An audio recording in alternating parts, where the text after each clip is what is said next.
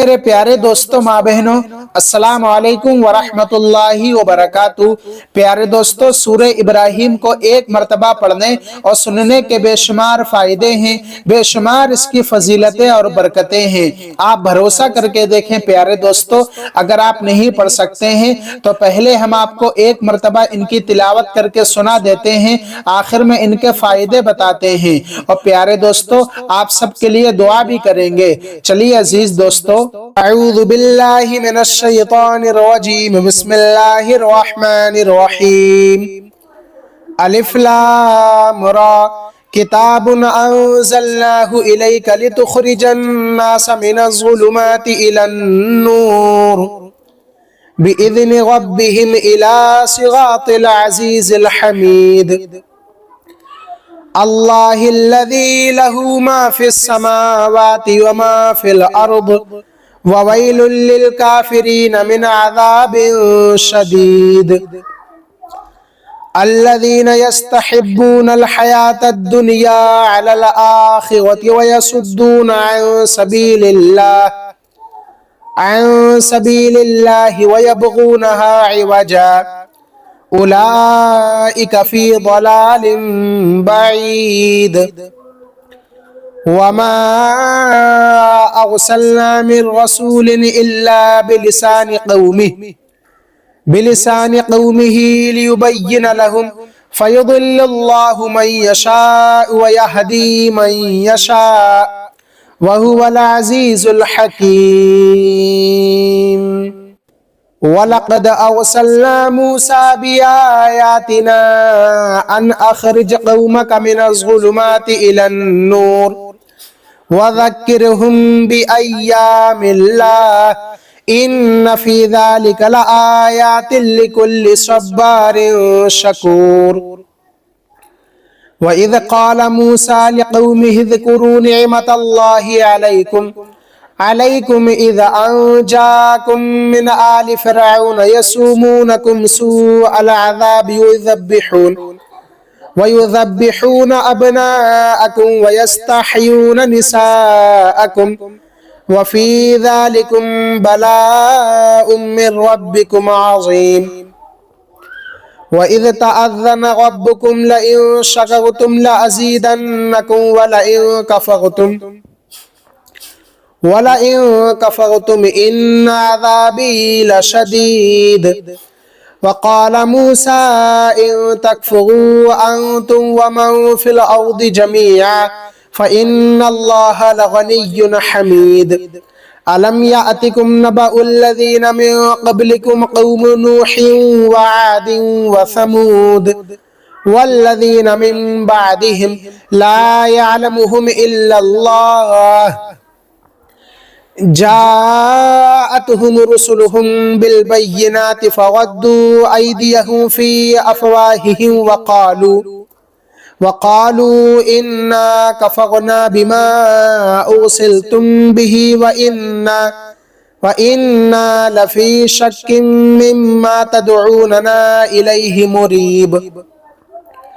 क़ालत रुसुलुहुम अफ़िल्लाहि शक्कुन फ़ातिरिस समावाति वल अर्द यदऊकुम लियग़फ़िर लकुम मिन ज़ुनूबिकुम व युअख़्ख़िरकुम इला अजलिम मुसम्मा क़ालू इन अंतुम इल्ला बशरुम मिस्लुना तुरीदून अन तसुद्दूना अम्मा कान यअबुदु आबाउना फ़अतुना बिसुल्तानिन मुबीन। क़ालत लहुम रुसुलुहुम इन नहनु इल्ला बशरुम मिस्लुकुम वलाकिन्नल्लाह यमुन्नु अला मन यशाअ मिन इबादिही वमा कान लना अन नअतियकुम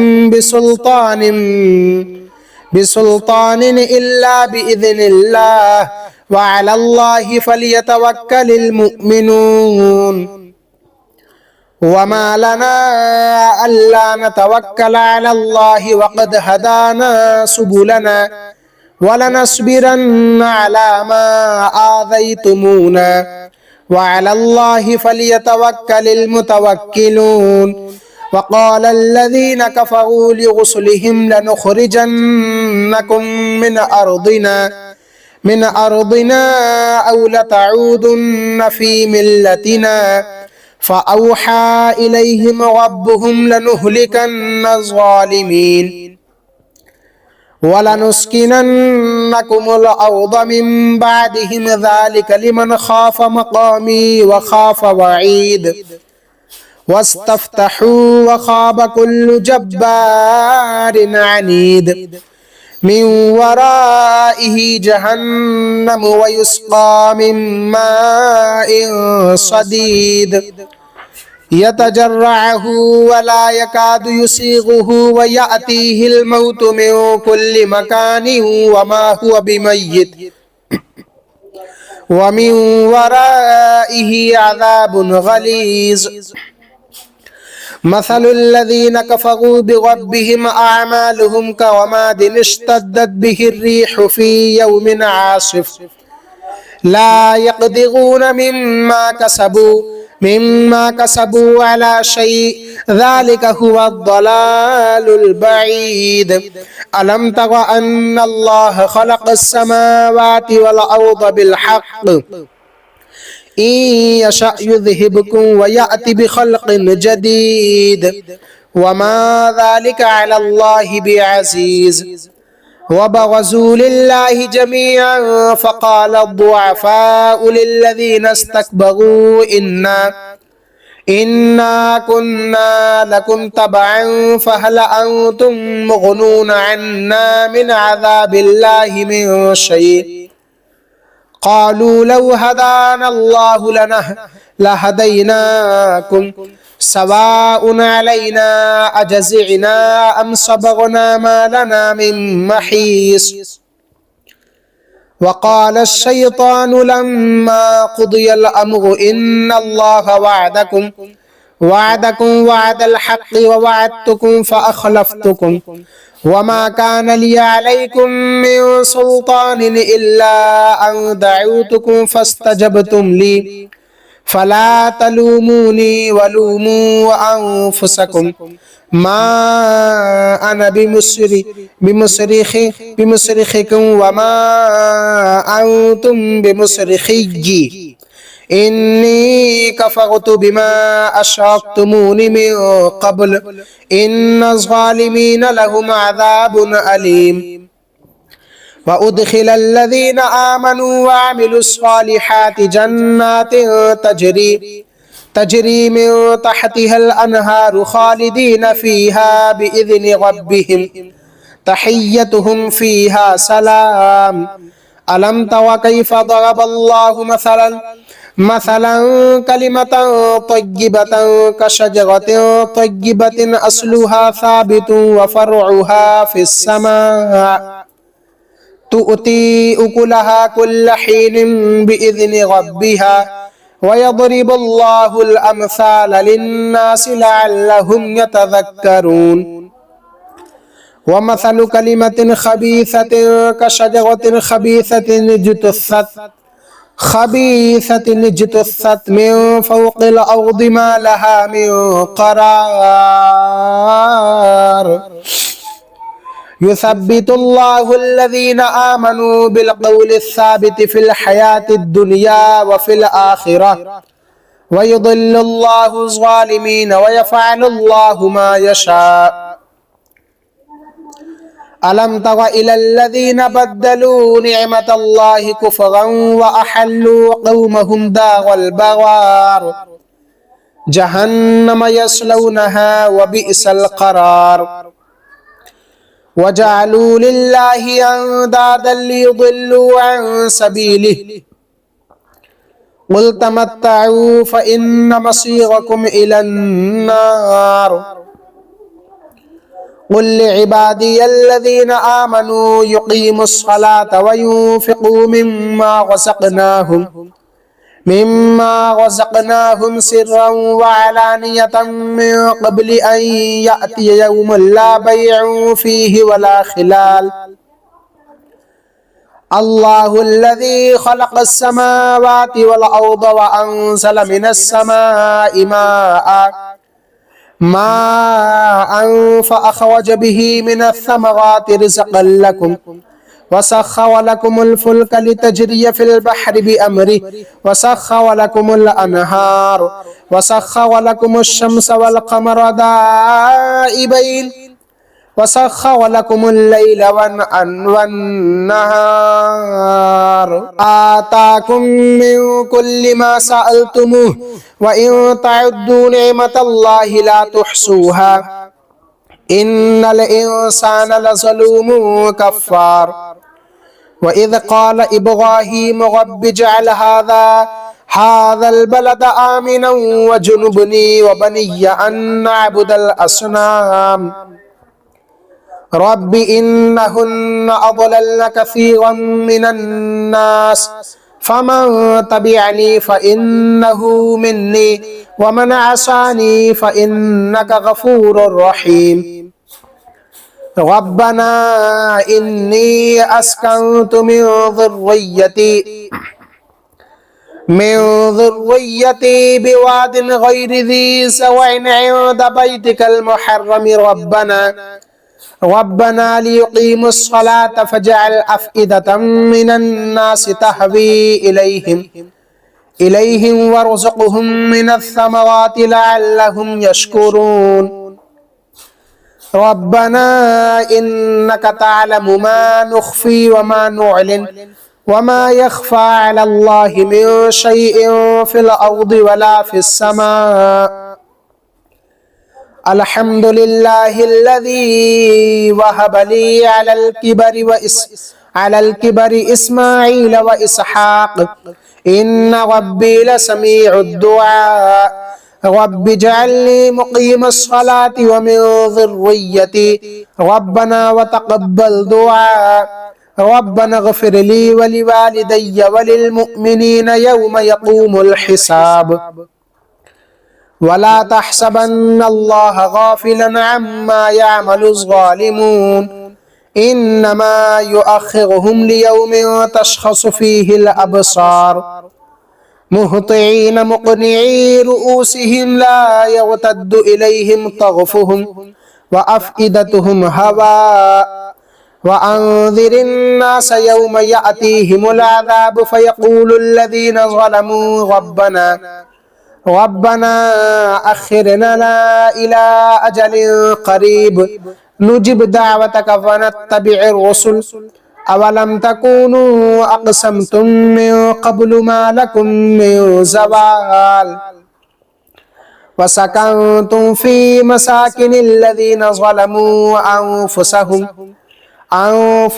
व तबय्यन लकुम कैफ़ फ़अलना बिहिम व ضरबना लकुमुल अम्साल वक़द मकरू मकरहum व इंदल्लाहि मकरुहुम व इन कान मकरुहुम लितज़ूल मिनहुल जिबाल फला तहसबन्नल्लाह मुख़लिफ़ वअदिही रुसुलहु इन्नल्लाह अज़ीज़ुन ज़ू इंतिक़ाम यौम तुबद्दलुल अर्दु गैरल अर्दि वस्समावातु व बरज़ू लिल्लाहिल वाहिदिल क़हार वतरल मुजरिमीन यौमइज़िन मुक़र्रनीन फ़िल अस्फ़ाद सराबीलुहुम मिन क़तिरानिन व तग़शा वुजूहहुमुन नार लियजज़ियल्लाहु कुल्ल नफ़्सिन मा कसबत इन्नल्लाह सरीउल हिसाब हाज़ा बलागुल लिन्नासि वलियुंज़रू बिही वलियअलमू अन्नमा हुवा इलाहुन वाहिदुन वलियज़्ज़क्कर उलुल अलबाब। तो मेरे अजीज दोस्तों, आप सभी ने इस वीडियो के अंदर एक मर्तबा सूरे इब्राहिम की तिलावत को सुना है। क्या आप जानते हैं इस सूरे को सिर्फ एक मर्तबा पढ़ने और सुनने के क्या क्या फायदे हैं? हाँ मेरे अजीज दोस्तों, आप भरोसा करें, बेशुमार इसके फायदे हैं। मैं चाहकर भी बयान नहीं कर सकता हूँ और आप चाहकर भी शुमार नहीं कर सकते हैं। अगर आपने इस वजीफे को एक आदत बना ली, एक मामूल बना लिया, अमल करते रहे, रोजाना सुनते ही रहे, अगर आप पढ़ना जानते हैं, आपको कुरान तजवीद के साथ पढ़ना आता है, तो आप सूरे इब्राहिम को रोजाना एक मर्तबा पढ़ भी सकते हैं। सुबह में, मॉर्निंग में, अगर आपको वक्त नहीं मिल रहा है तो शाम में यानी नाइट में आप सुन सकते हैं, दोपहर में भी सुन सकते हैं। और अगर आप कुरान पढ़ना नहीं जानते हैं, तजवीद के साथ पढ़ना नहीं आता है, तो अल्हम्दुलिल्लाह मैंने खुद आपको सूरह इब्राहिम को एक मर्तबा पढ़कर सुनाया है, इसकी तिलावत की है। तो आप अच्छी और सच्ची नीयत के साथ एक मर्तबा सुन ही लिया करें। यकीन के साथ कहता हूं, अगर आपने एक आदत सी बना ली तो इंशाअल्लाह इसकी बरकत से अल्लाह रब्बुल इज्जत आपकी हर दुआ को कबूल आता फरमा लेगा। सुभान अल्लाह, आपकी हर दुआ कबूल करवा देगी ये सूरह। ये फजीलत और बरकत है सूरह इब्राहिम की।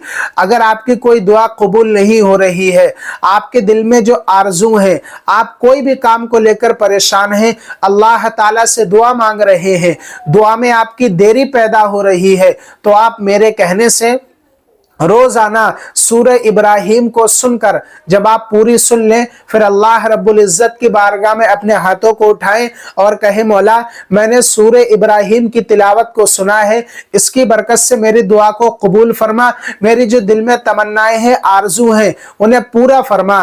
तो इंशाअल्लाह आपकी तमाम दुआएं कबूल होती नजर आएंगी। किसकी बरकत से? सूरह इब्राहिम की सुनने की बरकत से। और उसका दूसरा फायदा यह है कि अगर आप किसी बड़ी मुश्किल में फंस गए हैं, आप परेशान रहते हैं, आपके आगे की मुश्किल है, आप उससे नहीं निकल पा रहे हैं, तो इंशाअल्लाह अगर आपने सूरह इब्राहिम को रोजाना सुनना ही शुरू कर दिया, तो आपके सामने जो मुश्किलें हैं वो दूर होती नजर आएंगी, सारी मुश्किलें आसान होती नजर आएंगी। किसकी बरकत से? सूरह इब्राहिम की सुनने की बरकत से। हाँ मेरे अजीज दोस्तों, कुरान के अंदर 114 सूरतें हैं, हर सूरत की अलग फजीलतें, अलग फायदे, अलग बरकतें हैं। मैंने अल्हम्दुलिल्लाह जन्नती ज़ेबर और दीगर किताबों में पढ़ा है। तो आप भरोसा करें, यकीन कामिल रखें। और आप सबसे एक बात मैं हमेशा कहता हूं, आपको नमाजों की पाबंदी करना है, नमाज को किसी भी हालत में नहीं छोड़ना है। नमाज के बिना ना ही कोई इबादत कबूल होती है और ना ही कोई वजीफा अमल कबूल, कोई चीज कबूल नहीं होती है। तो आप नमाजों की पाबंदी करें, यकीन कामिल रखें, अच्छी और सच्ची नियत रखें और रोजाना सूरह इब्राहिम को सुनकर देखें। इंशाअल्लाह मैं आपसे कह रहा हूं, इसके फायदे आप जल्द ही देखेंगे। चलिए मेरे अजीज दोस्तों, आप सबके लिए अब दुआ करते हैं। आप कमेंट बॉक्स में एक मरतबा आमीन जरूर लिखना। अगर अल्लाह ताला ने हम में से किसी एक के आमीन को पसंद कर लिया और अपनी बारगाह में कबूल कर लिया, तो हमारी तमाम दुआएं कबूल हो जाएंगी। मौलाए करीम, हम सभी ने इस वीडियो के अंदर सूरह इब्राहिम की एक मर्तबा तिलावत को सुना है। मौला इसकी बरकत से हमारी तमाम जायज तमन्नाओं को पूरा अता फरमा, हमारी तमाम दुआओं को कबूल अता फरमा। मौला हमारे घर में, मकान में, दुकान में बेशुमार बरकतें, रहमतें अता फरमा। मौला जो परेशान हाल है, मौला उनकी तमाम परेशानियों को दूर अता फरमा। जो बीमार हाल है, मौला किसी बड़ी बीमारी में मुबतला है, उन्हें जल्दी ही शिफा अता फरमा। और जो हमारे भाई बहन इस वीडियो को देख रहे हैं, मौला उनकी तमाम तमन्नाओं को पूरा अता फरमा। आमीन या रब्बल आलमीन। चलिए मेरे अजीज दोस्तों, मिलते हैं नेक्स्ट वीडियो में एक नया टॉपिक के साथ। आप सबसे दिल से छोटी सी गुजारिश है, वीडियो पसंद आई हो तो वीडियो को लाइक करके चैनल को सब्सक्राइब जरूर करें। मिलते हैं अगले वीडियो में।